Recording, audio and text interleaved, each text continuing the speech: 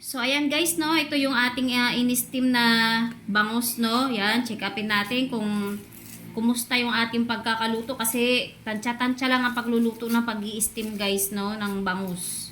Dahil sa kalan lang natin ito niluto. So, ayan, mukhang maganda naman ang result guys. Wow! Yan, dahan-dahanin natin.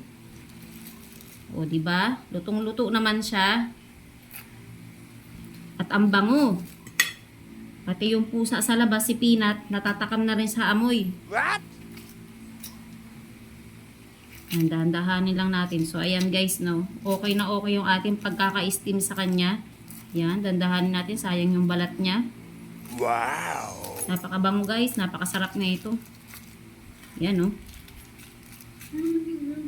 Dito sa may buntot banda naman. Itong isa sa mga healthy na pagkain guys, no. Siyempre alam naman natin yung bangus ay mayaman sa omega 3, no.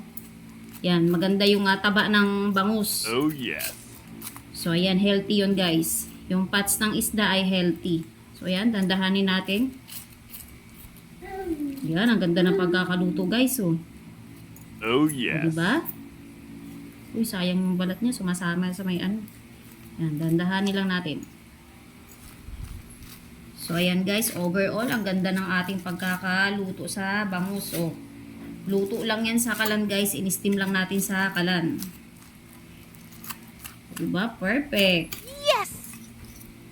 Parang inihaw na rin sa ano, sa uling. Diba? Ang ganda. Yan, tanggalin natin lahat yan. Lipat natin sa maayos na lagayan. Kain tayo!